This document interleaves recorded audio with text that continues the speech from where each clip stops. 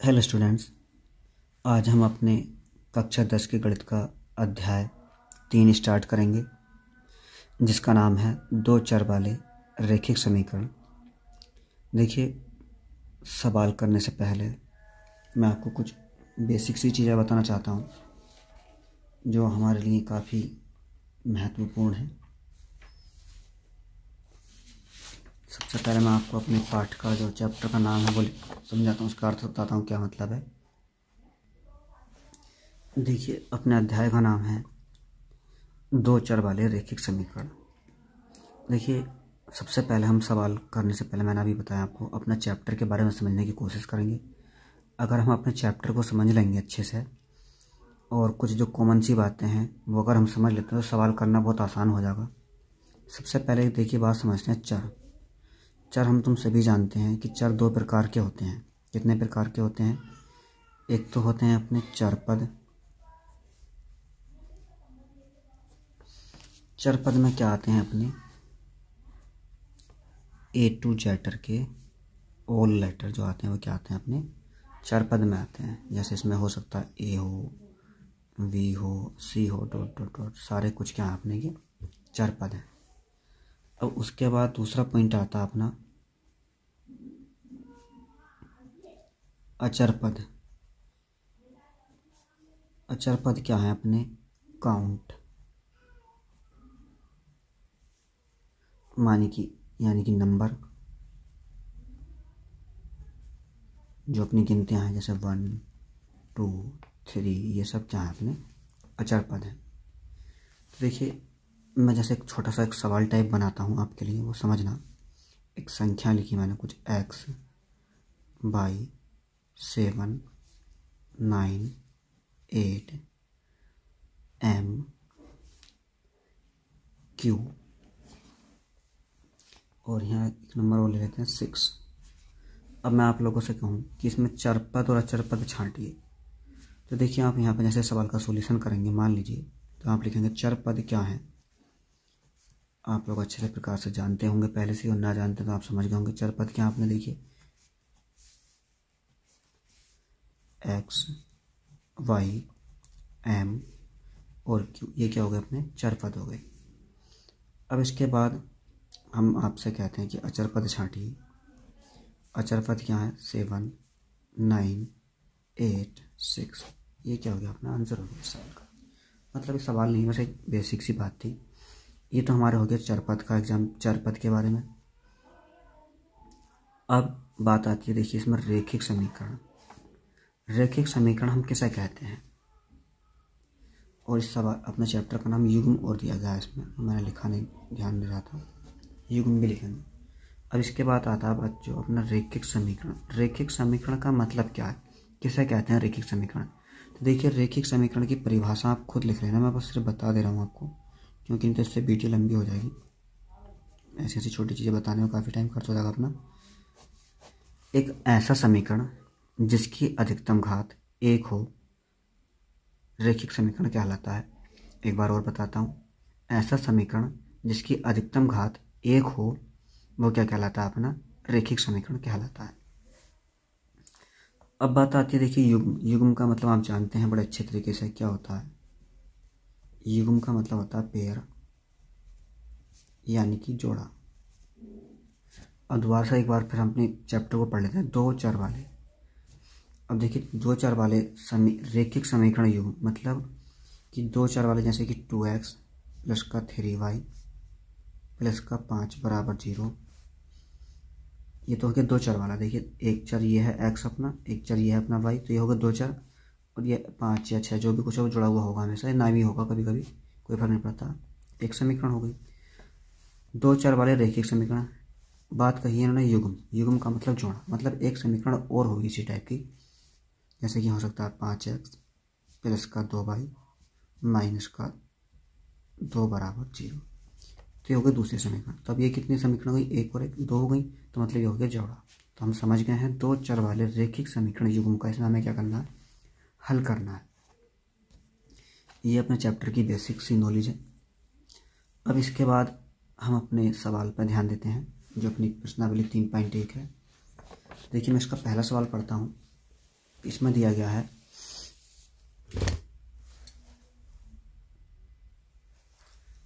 प्रश्नावली 3.1 का पहला सवाल है, देख लेना आप अपनी किताब लेकर जरूर बैठें और कॉपी लेकर बैठें, पेन लेकर बैठें और अपने नोट्स तैयार करते चला हाथों हाथ जो चीज़ें मैं आपको बता रहा हूँ। तो देखिए सबसे पहला अपना सवाल है, आफताब अपनी पुत्री से कहता है 7 वर्ष पूर्व में तुमसे 7 गुनी आयु का था, अब से 3 वर्ष बाद मैं तुमसे केवल 3 गुनी आयु का रह जाऊंगा। क्या यह मनोरंजक है? इस स्थिति को बीजगणितीय एवं ग्राफीय रूप में व्यक्त कीजिए। अब देखिए छोटी सी बात इसमें मुझे आपके लिए बताने की जो चीज़ है, एक बीजगणितीय रूप और एक ज्यामितीय रूप। देखिए बीजगणितीय रूप हमारा ये जो पद लिखे हैं, ये हमने समीकरण लिखी, ये क्या है? बीजगणितीय रूप ही है। अब बात आ रही ज्यामितीय रूप की। ज्यामितीय रूप हमने 9th क्लास में निर्देशांक ज्यामिति पढ़ा होगा, जिसमें हमारा ये एक्स अक्ष होता है, ये एक्स डैश अक्ष होता है, ये वाई अक्ष होता है और ये क्या होता है अपना वाई डैश होता है। इधर गिनती धनात्मक चलती हैं, इधर गिनती ऋणात्मक चलती हैं, यानी कि जिधर बिना डैश की वैल्यू, जिधर बिना डैश है उधर धनात्मक और जिधर डैश है उधर ऋणात्मक, ऐसे इसमें होता है 1 2 3, यहाँ -1, यहाँ -2, -3। तो ये जो होता है अपना, ये क्या कहती है अपनी निर्देशांक, यह ज्यामितीय रूप। ठीक है, इस टाइप से हमें ये जो सवाल दिया गया है अपना ये वाला, तो इस सवाल को हमें 2 रूप में व्यक्त करना है, एक तो बीजगणितीय रूप में करना है और ग्राफीय रूप में भी व्यक्त करना है। तो देखिए सवाल अब हम पढ़ते हैं, सबसे दोबारा से पढ़ते हैं। इसमें कह रहा है, आफताब अपनी पुत्री से कहता है 7 वर्ष पूर्व में तुमसे 7 गुनी आयु का था। अब देखिए ये सवाल जो है ना अपना आयु का है, किसका है? आयु का है। और ऐसे सवाल अपने इस चैप्टर में कई सारे हैं, काफ़ी सवाल हैं और अगले चैप्टर में भी एकाधिक में है। और ये सवाल पेपर के हिसाब से बहुत ज़्यादा इंपॉर्टेंट होते हैं। और आयु के सवाल कुछ बाला की सोचते हैं कि काफ़ी कठिन है, लेकिन मैं आपको जो कुछ तरीके बताऊंगा सिंपल से, अगर आप उन तरीक़ों को याद रखते हैं तो ये आयु के सवाल आपके लिए सबसे ज़्यादा आसान लगेंगे। तो देखिए जो मैं तरीके आपको बताना चाह रहा हूँ, तरीके नहीं मतलब स्टेप हैं, जिन स्टेप्स को आप अपनाकर सवाल बड़े आसानी से सॉल्व कर सकते हैं। तो सबसे पहले एक बात याद रखें, जब कभी भी किसी सवाल में हमें किसी व्यक्ति की आयु ज्ञात करवाई जाए, तो हमें सबसे पहले जिस व्यक्ति की आयु ज्ञात करवाई जा रही है उसकी आयु माननी पड़ती है। और जो आयु हम मानेंगे वो कैसी आयु मानेंगे? वर्तमान आयु मानेंगे। ठीक है, कैसी आयु मानेंगे? वर्तमान आयु। ये पहला रूल है। दूसरी बात, सवालों में कभी कभी आएगा पूर्व या पहले। अब जैसे मान लो वर्तमान आयु मान लीजिए हमने x मान ली है ना, अब पूर्व या पहले का मतलब क्या होता है? हमें करना होता है माइनस किस में से करना होगा? वर्तमान आयु में से। अब बाद में आगा कहीं कहीं अपना बाद या पश्चात। मैं स्टेप इधर लिख देता हूँ, ये नंबर 1 है, ये 2 है और ये नंबर 3। बाद या पश्चात के लिए हम क्या लिखेंगे? प्लस करेंगे आयु में, जैसे कि आज अभी वो बताऊंगा इसके बाद में। चौथा स्टेप आप समझिए कि क्या है, कहीं के सवाल में गुना आगा कि 3 गुना, 4 गुना, 5 गुना, 6 गुना, तो उनकी आयु में क्या करना होगा? गुणा करना होगा। और एक 5वां पॉइंट और समझ लीजिए कि हमें सवाल जैसे दिया गया है हमें मानना है। देखिए जैसे उसमें सवाल में बताया था कि आफताब अपनी पुत्री से कहता है, हमें दोनों को आयु को बीजगणितीय और ज्यामितीय रूप में लिखना था। अब माननी हमें आफताब की भी आयु है और पुत्री की भी आयु है। तो कभी कभी बालक गलतियां कर देते हैं कि किसी की भी आयु कुछ भी मान लेते हैं। तो हमें एक तरीका समझना चाहिए। तरीका क्या है कि हमें जो सबसे पहले आयु दी गई है, जैसे आफताब के बारे में जिक्र चल रहा है, तो हमें क्या करना पड़ेगा? पहले वाले आयु की, पहले वाले व्यक्ति की या किसी भी चीज़ की पहले वाले को पहले मानेंगे, पहले वाले को पहले मानेंगे, चाहे वो आयु का सवाल हो कुछ और भी हो। नहीं, और छठा पॉइंट यहाँ पे लिख देते हैं, दूसरे वाले को या दूसरे व्यक्ति की आयु को बाद में मानेंगे। नहीं, दूसरे वाले को बाद में मानेंगे। ठीक है, ये अपना पॉइंट है। और चलो बाकी 2 एक चीज़ें जो है मैं अपने सवाल में बताऊंगा, तो याद रखेंगे कभी भी जब उम्र का सवाल होगा तो हम सबसे पहले किसी भी व्यक्ति की आयु जो मानेंगे वर्तमान आयु मानेंगे। पूर्व या पहले का मतलब क्या है कि जो आज की आयु है उसमें क्या करना है, माइनस करना है। जैसे एक बात बताऊँ आपको, मान लीजिए सोहन है, सोहन की आयु कितनी है इस टाइम पे, हमने माना क्या बताया, वर्तमान आयु मानी, वर्तमान आयु कितनी है उसकी 15 वर्ष है। अब मैं आपसे कहता हूँ कि 10 वर्ष पूर्व उसकी आयु कितनी होगी। तो 10 वर्ष पूर्व ये पहले है ना, तो आप समझ गए कि उसकी 15 में से 10 आयु घटा दें तो कितना बचा, 5 बचा है ना। ये काम तो करा, तो यही काम हमें क्या करना है इस सवाल में करना है, वो भी पहले के लिए इस आयु में से माइनस करना है। अब इसी तरीके से प्लस वाले की पॉइंट समझते हैं हम, कि मान लो आज सोहन की आयु 10 वर्ष है और हम कहते हैं कि पश्चात कितनी होगी या बाद कितनी होगी। मैं कहता हूँ कि आज सोहन की आयु 10 वर्ष है, तो 5 वर्ष बाद सोहन की आयु कितनी होगी। तो आप समझ गए होंगे सभी जने कि भैया 15 वर्ष होगी। 15 वर्ष होगी, कैसे करा हमने, क्या करा, 10 में 5 ऐड कर दिया तो कितनी हो गई, 15 आ गई। तो इसी तरीके से बाद या पश्चात वाली आयु हमें क्या करना है, प्लस करना है। अब एक बात आती है गुना की। मैं कहता हूँ कि आज सोहन की आयु 5 वर्ष है, उसका 3 गुना कितना होगा, तो आप क्या करेंगे, 15 लिख देंगे डायरेक्टली। तो हमने यहाँ पे क्या करा, गुना करा है, ठीक है। अब ये जो पहले वाले को और बाद वाले दूसरे वाले को बाद में लिखा है मैंने, पहले वाले को पहले और बाद दूसरे वाले को बाद में, इसके बारे में मैं आपको पहले सवाल में ही समझा दूंगा कैसे करना है, ये इसका महत्व क्या है। देखिए सवाल करते समय आप अपनी किताब लेकर जरूर बैठें, क्योंकि मैं हर बार यहाँ पे किताब रखूँगा तो मैं थोड़ी समस्या आ रही है, इसलिए मैं सवाल अलग ही पढ़ूँगा किताब में अपनी। तो अपना सवाल में लिखा है कि आफताब अपनी पुत्री से कहता है, 7 वर्ष पूर्व में तुमसे 7 गुनी आयु का था, अब से 3 वर्ष बाद में तुमसे केवल 3 गुनी आयु का रह जाऊंगा। इस स्थिति को बीजगणितीय एवं ग्राफीय रूप में व्यक्त कीजिए। तो जो मैंने आपको बताया कि पहले हमें क्या करना है, पहले वाले की आयु माननी है और बाद में बाद वाले की आयु माननी है। तो मतलब जैसे कि पहला हमारा क्या है, आफताब के बारे में जिक्र आ रहा है ना, तो तुम क्या लिखेंगे यहाँ पर, माना।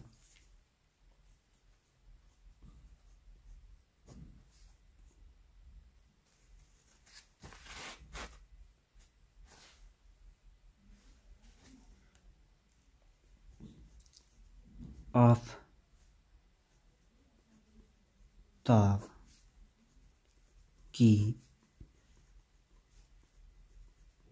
वर्तमान आयु वो क्या मान ली जाएगी, x वर्ष मान ली जाएगी। और इसके बाद में पुत्री की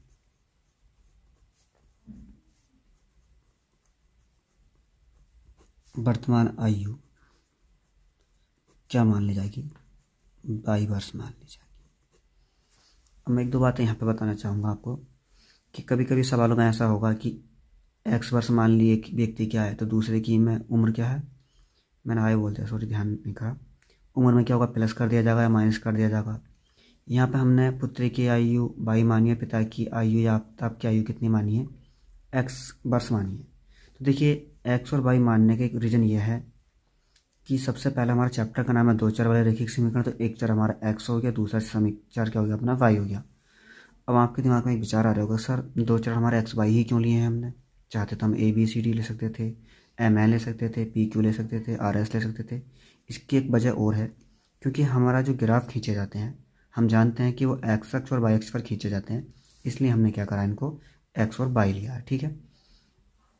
मैं ये पहला सवाल कर रहे हैं हम इस अध्याय का, तो मैं चाहता हूँ कि सवाल आपके ज़रूर समझ में आ जाए, और इस सवाल को मैं थोड़ा लॉन्ग मेथड से करूँगा जो आपके बिल्कुल समझ में आ जाए। फिर उसके बाद वाले जो सवाल हैं हमारे उन्हें थोड़ा शॉर्ट कर लेंगे, वीडियो थोड़ी लंबी ज़रूर होगी लेकिन सवाल मुझे उम्मीद है, भरोसा है बल्कि, पूरा समझ में आएगा, आप ध्यान से समझना बस। तो देखिए जैसा अभी मैंने बताया कि क्या है कि 7 वर्ष पूर्व में तुमसे 7 गुनी आयु को था, है ना। तो यहाँ लिखेंगे 7 वर्ष पूर्व, 7 वर्ष पूर्व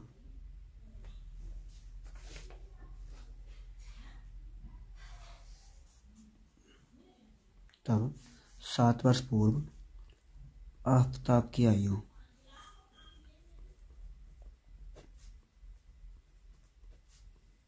कितनी हो जाएगी। देखिए जैसे मैंने बताया कि वर्तमान आयु में से क्या हो जाएगी, आयु माइनस हो जाएगी पूर्व वाली, यानी पूर्व या पहले वाली, तो कितना हो जाएगी, x तो ये है उसकी वर्तमान आयु, माइनस करेंगे कितनी भैया, 7 वर्ष, ठीक है। और पुत्री की आयु और उसकी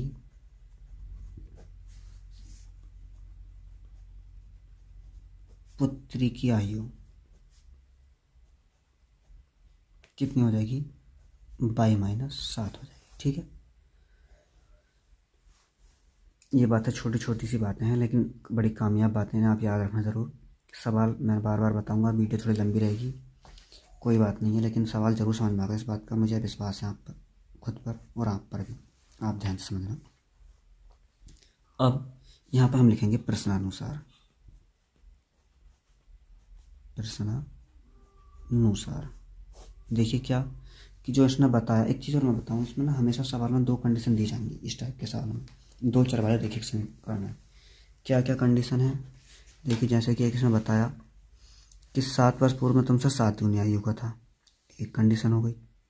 दूसरी बात क्या है, अब से 3 वर्ष बाद में केवल तुमसे केवल 3 गुनी आयु को रह जाऊंगा, दूसरी कंडीशन हो गई।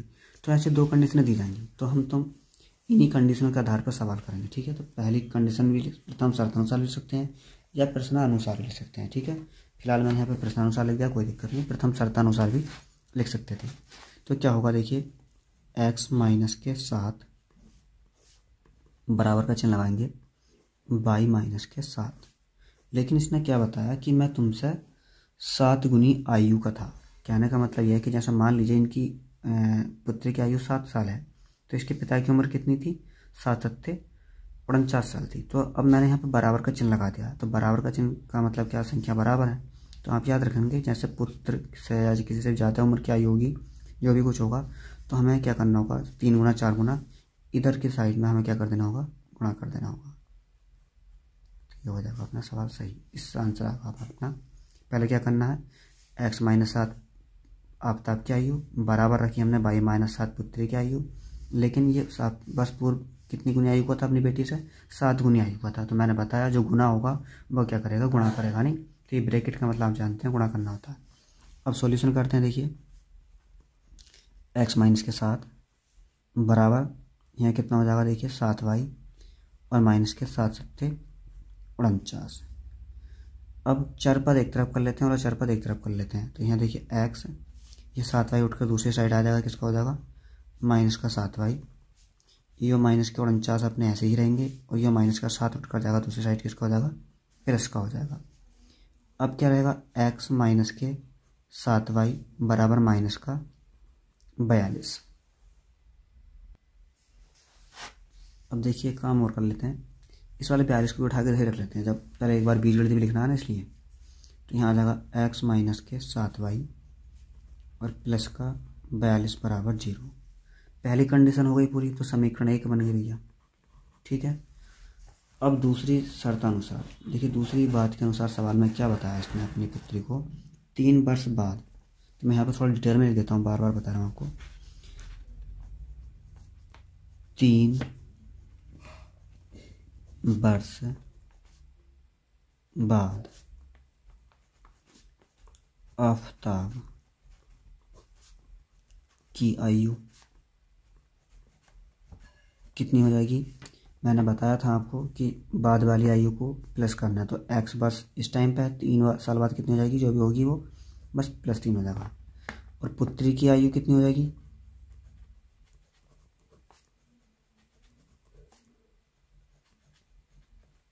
हो जाएगी अपनी y प्लस का 3। ठीक है, अब यहाँ पे भी लिखेंगे अपना प्रश्नानुसार। एक काम कर लेना, दूसरी शर्तानुसार लिख देना, वो पहली शर्तानुसार था, ये दूसरी शर्तानुसार पॉइंट है ना, दूसरी शर्तानुसार। दूसरी शर्तानुसार क्या होगा, x प्लस का 3 बराबर होगा y प्लस का 3, लेकिन उम्र कितनी गुनी थी, 3 गुनी, तो यहाँ पर आ जाएगा 3। ठीक है, अब x प्लस का 3 बराबर 3y और 3×9।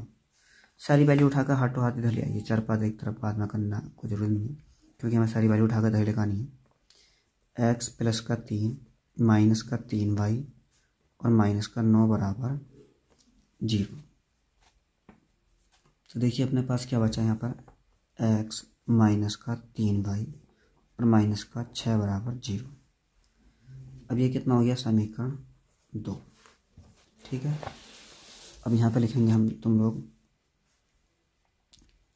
समीकरण 1 व 2 का बीजगणितीय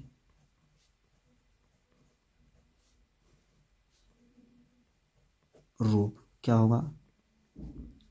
x माइनस के 7y प्लस का 42 बराबर 0 और x माइनस का 3y माइनस का 6 बराबर 0। ये तो हो गया अपना बीजगणितीय रूप का आंसर। अब देखिए इस सवाल में भी हम तुम लोगों से ज्यामितीय रूप में और व्यक्त करवाया जा रहा है। तो ज्यामितीय रूप में व्यक्त करने के लिए हमें क्या करना होता है, जैसा हमने 9th में पढ़ा होगा। मैं शुरुआत ही कर देता हूँ, 9th की बातें भूल जाते हैं हम तो। 9th में पढ़ा है तो, नहीं पढ़ा है तो कोई बात नहीं है। यहाँ पे मैं लिख देता हूँ समीकरण 1 से।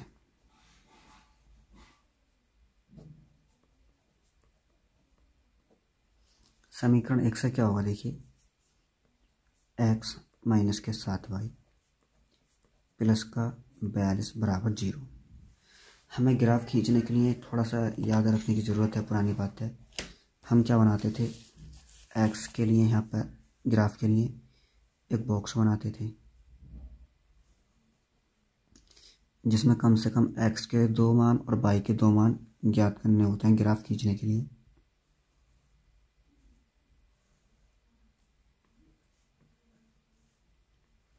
तो ये मान कैसे आने, अब देखिए यहाँ पर रूल नहीं है कि x से ही ज्ञात करे जाएं या y से ज्ञात करे जाएं, लेकिन हम तुम लोग को एक सरल तरीका बताता हूँ कि जो वैल्यू, जो चर पद सिंगल है, जैसे x सिंगल है तो हम क्या करते हैं, इसे LHS में रख लेते हैं और बाकी दूसरी वैल्यू को उठाकर ले जाते हैं RHS में।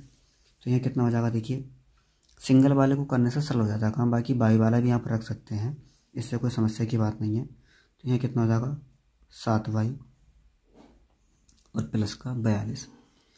अब हमें क्या करना है, जो सिंगल है उसके मान निकालने हैं और इस समीकरण में y के मान अपनी मर्जी के अनुसार रखने हैं। जो मन करें आपका रख लेना, कुछ भी, कोई समस्या की बात नहीं है। प्लस में, माइनस में, 10, 20, 30, 40, 50, 100 जो भी संख्या आपके माइंड में आती हैं वो सब इस सवाल के हल हैं। ठीक है, अब लेकिन हम तुम थोड़ा क्या करेंगे, छोटी छोटी वैल्यू रखेंगे जिससे ग्राफ अपना थोड़ा सरल खिंच जाए, बन जाए। तो जैसे कि यहाँ पे लिखेंगे x बराबर 7y प्लस 42 में हमें रखना क्या होगा, y का मान रखना होगा। याद रखना है x का मान नहीं रखना है, जो वैल्यू हमारी इधर आ गई हैं उसमें मान लगाना है। अगर हमारा y इधर होता, x इधर होता, x का मान लगा जाता। जब x इधर है और y इधर तो क्या लगा जाएगा, y का मान लगा जाएगा। तो यहाँ पर हम लिखेंगे y बराबर कितना लगा देते हैं हम तुम लोग,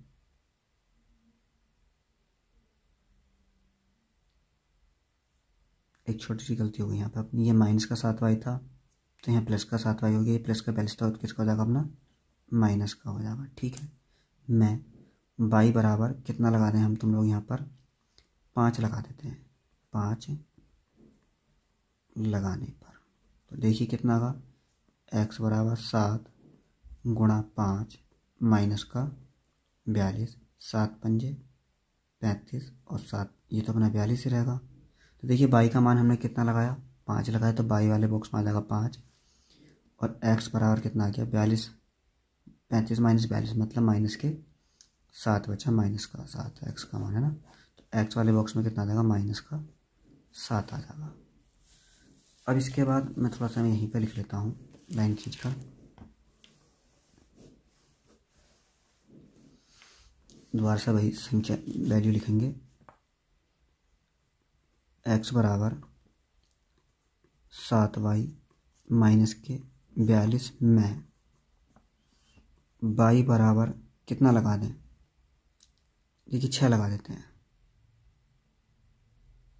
6 मत लगाइए, चलो 7 लगा देते हैं। 7 लगाने पर तो y का मान कितना लगाया हमने, 7 लगाया। अब तो x बराबर कितना हो जाएगा, 7 गुणा 7 माइनस का 42, 7 7 49 माइनस का 42, तो कितना बच गया अपने पास में 7। x का मान कितना आ गया, 7 आ गया। ठीक है, ये बात हुई अपनी अभी एक समीकरण की। इसी तरीके से हमें दूसरी समीकरण से करना है, चलिए करते हैं। अब यहाँ देखिए मैंने लिखा समीकरण 2 से। समीकरण 2 क्या है अपनी, यहाँ पर दोबारा से रिपीट कर लेते हैं। एक्स माइनस का 3y माइनस का 6 बराबर 0। अब हमें इसके लिए भी क्या करना होगा, ऐसे एक्स के और वाई के मान निकालना है जैसे भी निकाले थे। बॉक्स बना लेते हैं।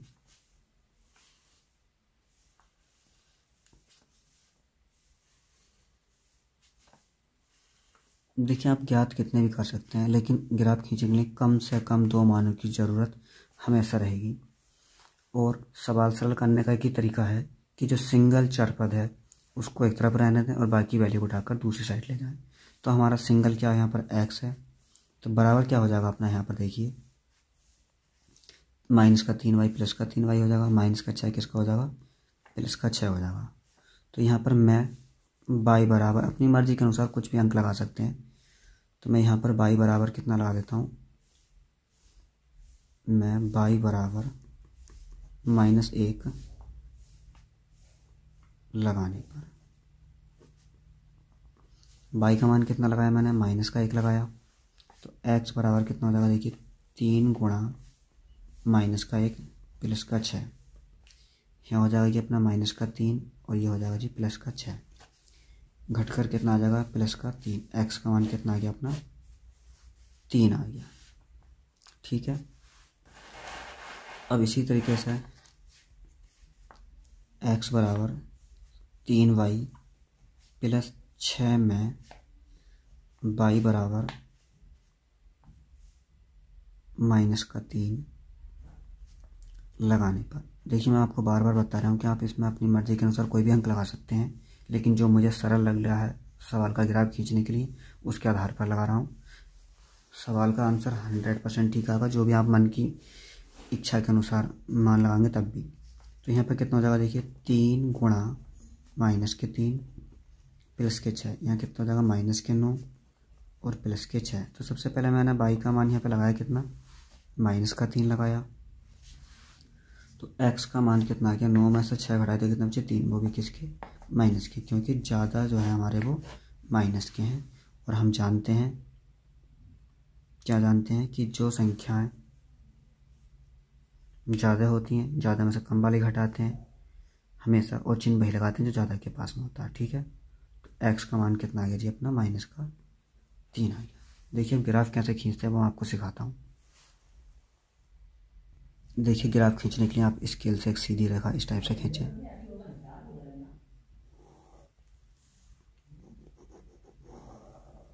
ये खींचिए हमने एक सीधी रेखा, और फिर इसके बाद में ऐसे एक सीधी रेखा इधर खींचें।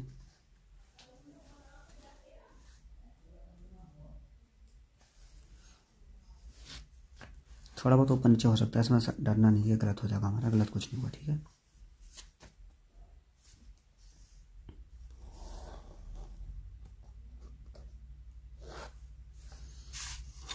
और इसके बाद में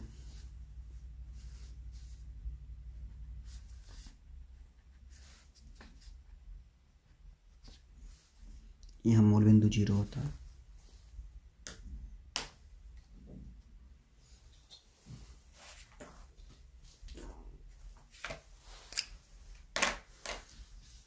ये अपना x अक्ष है और यहाँ पे क्या अपना x डैश है। ये अपना y अक्ष है, थोड़ा मेरा गलत तरीके से लग रहा है आपको देखने में, y है, और ये क्या है अपना y डैश है।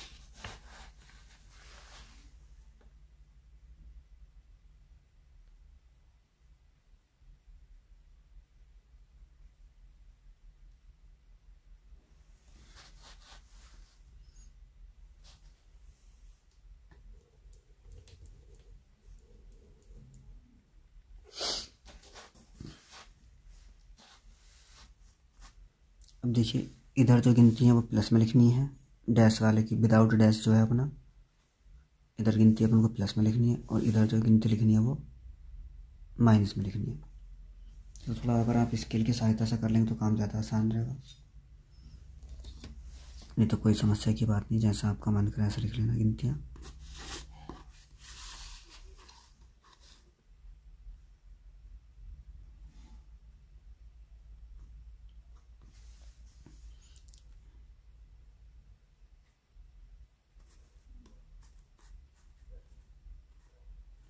चलो ऐसे लिख लेते हैं, कोई दिक्कत नहीं आती है।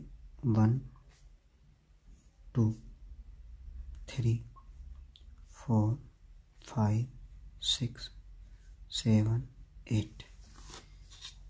अब इधर नंबर हम लिखेंगे माइनस में, माइनस का 1, माइनस का 2, माइनस का 3, माइनस का 4, माइनस का 5, माइनस का 6, माइनस का 7, माइनस का 8। ऐसे ही इधर पॉजिटिव लिखेंगे 1 2 3 4 5 6 7 8 9 10। -1 -2 -3 -4 -5 -6 -7। अब देखिए आप सोच रहे होंगे सर यहाँ पे हमारी गिनती 8 तक है, प्लस के 8 तक है, यहाँ माइनस के 8 तक है, लेकिन यहाँ पे 10 तक पहुँच गई, यहाँ तक 7 तक है। तो देखिए इससे कोई फ़र्क नहीं पड़ता है। हमारा जो मेन मकसद है वो ये समझना है कि जो हमने ग्राफ के लिए बॉक्स बनाए हैं उसकी सबसे बड़ी गिनती क्या है। देखिए 7 है, तो 7 तक होना अनिवार्य है दोनों साइड, नहीं तो चित्र फिर ख़राब हो जाएगा। उसके बाद में गिनती आगे तक ज़्यादा हो जाती है, कोई फ़र्क नहीं पड़ता। और ऐसे ही इस वाले में देखा तो इसमें तो गिनती सिर्फ 3 तक थी, तो इसलिए जो मैंने गिनती आगे तक पहुँची उससे कोई समस्या नहीं आई। ठीक है, अब हमें ये ग्राफ इतना लिखने के बाद आप ग्राफ कैसे खींचेंगे।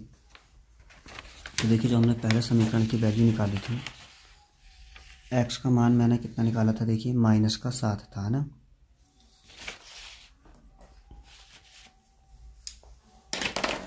एक्स का मान -7 है। देखिए चित्र थोड़ा सा मैं क्या करूँ, यहाँ पे ये चीज़ें नहीं दिखा पा रहा, आप देख पा रहे होंगे अपनी कॉपी में ज़रूर। एक्स का मान है हमारा कितना, -7। तो जो -7 है एक्स का मान, तो एक्स वाले लाइन पर देखिए एक्स अक्ष पर कहाँ है, ये है -7 है ना। और बाई का मान कितना है हमारा,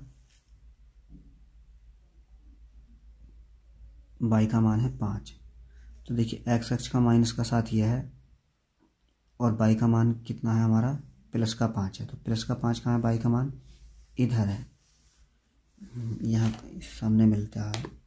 जहाँ पे ये ऐसे रेखाएं मिलती हों वहाँ पे अपना पॉइंट लगा दें। एक छोटी सी बात याद रखना, पहले जो हमें मान देखना होता है वो एक्स अक्ष का देखना होता है, ध्यान रखेंगे। पहले किसका मान देखना, हमें एक्स अक्ष का देखेंगे। तो ये हमारा पॉइंट क्या बन गया, और लिखेंगे वही, पहले एक्स का मान लिखेंगे 7,5, और ये एक्स जो है मान किसका अपना -7 है।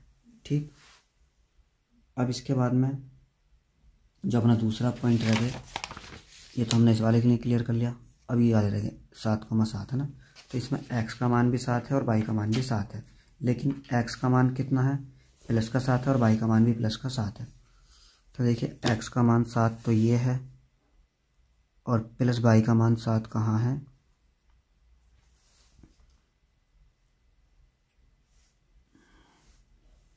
यहाँ है ना, यहाँ मिल रहे हैं। मैं इसके पेन से मिला देता हूँ, थोड़ा समझ में आ जाएगा हम लोगों के। इस जगह है, ठीक है, यहाँ पॉइंट लगा देंगे और इसके बाद क्या लिखेंगे हम अपना 7,7। और अब इतना करने के बाद में हमें क्या करना है, अगर एक आधा ग्राफ एक आधा पॉइंट और बनाते तो अपना कहीं भी आता हो, ठीक है, वो जो देखा जाता।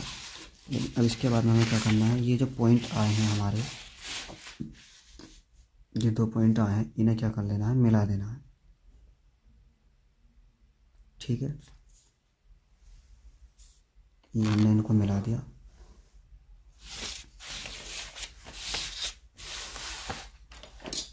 मिलाने के बाद में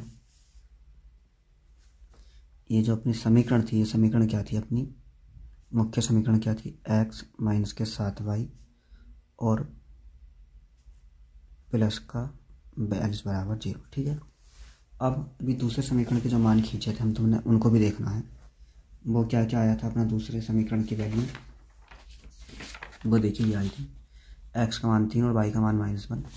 तो x का मान 3 देखिए x वाले अक्ष पर ये है, और y का मान -1 बाई वाली लाइन पर यहाँ है, ये है ना यहाँ पर।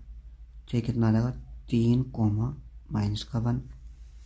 और उसके बाद में x का मान भी 3 और y का मान भी 3, लेकिन दोनों किसके मान थे कि अपने माइनस के हैं। देखिए ना, तो हमें क्या लेना, x का मान भी -3 लेना है और y का मान भी -3 लेना है। तो वो यहाँ से यहाँ पर मैच खागा, तो यहाँ पर हम इसको क्या करेंगे, पॉइंट लगा देंगे -3, -3।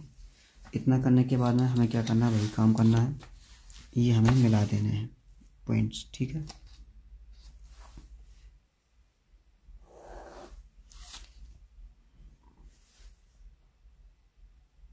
अब ये समीकरण कौन सी थी अपनी,